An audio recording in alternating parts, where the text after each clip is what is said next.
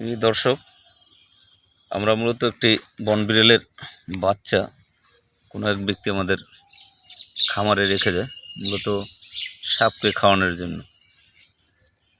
কিন্তু দেখেছে ছোট্ট একটা বাচ্চা, ওর মা কোথায় জানি না। এখন খুবই অনাহারী। আমি ওকে বনে ছাড়বো, বাঁচে কিনা জানি না।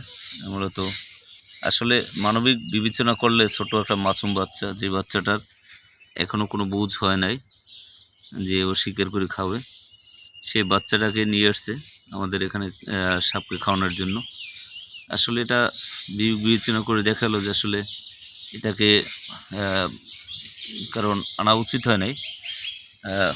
বনের প্রাণী বনেই সুন্দর, তো এই জন্য আমি ভেবে ওকে ছাড়বো, জানি না ও বাঁচে কিনা।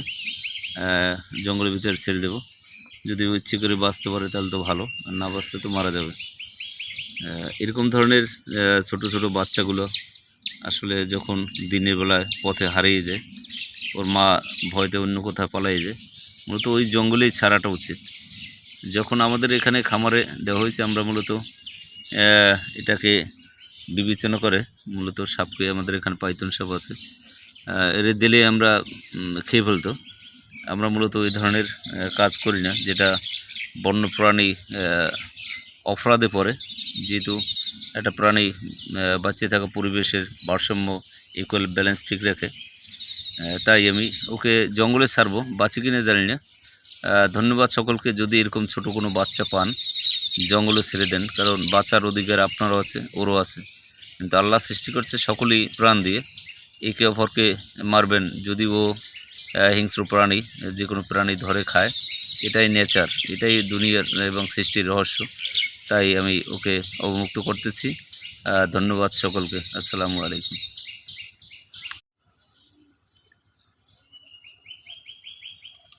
প্রিয় দর্শক, আমরা মূলত একটি বন বিড়ালের বাচ্চা কোনো এক ব্যক্তি আমাদের খামারে রেখে যায় মূলত সাপকে খাওয়ানোর জন্য। কিন্তু দেখেছে ছোট্ট একটা বাচ্চা, ওর মা কোথায় জানি না।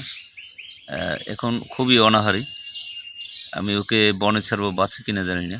মূলত আসলে মানবিক বিবেচনা করলে ছোট একটা মাসুম বাচ্চা, যে বাচ্চাটার এখনও কোনো বুঝ হয় নাই যে ও শিকার করে খাবে, সে বাচ্চাটাকে নিয়ে আসছে আমাদের এখানে সাপকে খাওয়ানোর জন্য। আসলে এটা বিবেচনা করে দেখালো যে আসলে এটাকে কারণ আনা উচিত হয় নাই। বনের